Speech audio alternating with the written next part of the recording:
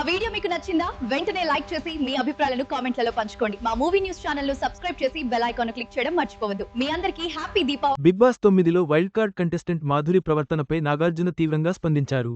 ఆమె ఆజమాయిషీ తీరు, గొంతు విషయంలో క్లాస్ పీకారు. చివరకు ప్రేక్షకుల నిర్ణయంతో మాధురికి ఉన్న ఎలిమినేషన్ రద్దు సూపర్ పవర్ను కూడా రద్దు చేశారు. ఇది హౌస్లో పెద్ద చర్చకు దారితీసింది. బిగ్ బాస్ షోలో ప్రస్తుతం 16 మంది కంటెస్టెంట్లున్నారు. వీరిలో 6గురు కొత్తగా వచ్చిన వైల్డ్ కార్డ్స్ ఉన్నారు. వారిలో ఎక్కువ హైలైట్ అవుతుంది ఇద్దరు. ఒకరు మాధురి, మరొకరు ఆయేషా. అరుపులు, ఏడుపులు తప్ప ఏదీ కనిపించడం లేదంటూ తనూజను నామినేట్ చేసిన ఆయేషా వచ్చినప్పటి నుంచి అరుస్తూనే కనిపించింది. నిన్న ఒక్క గేమ్ ఓడిపోయేసరికి బోరుమని ఏడ్చింది. వాయించేసిన నాగ్ మాధురి హౌస్కు రెండో బిగ్ బాస్లా ఫీలవుతోంది. అందరిపై ఆజమాయిషీ చేయాలని ప్రయత్నిస్తోంది.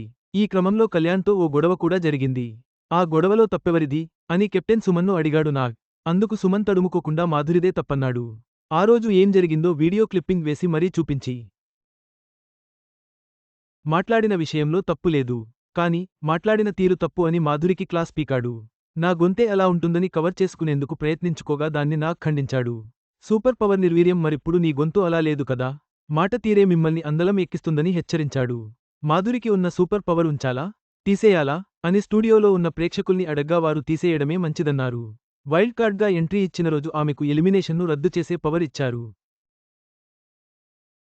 ప్రేక్షకుల తిరస్కారంతో ఆ పవర్ ఇప్పుడు నిర్వీర్యమైపోయింది. చదవండి. ఒక్క టాస్క్కే ఏడ్చేసిన ఆయేషా. భరణికి ఎలిమినేషన్ భయం నాగ్ పీకిన క్లాస్తో మాధురి గొంతెత్తే పవర్ను కోల్పోగా, ప్రేక్షకుల నిర్ణయంతో ఎలిమినేషన్ పవర్ కూడా పోయింది. హౌస్లో తన తీరు మార్చుకోకపోతే ఆమెకు మరింత కష్టమని ఈ సంఘటన రుజువు చేసింది.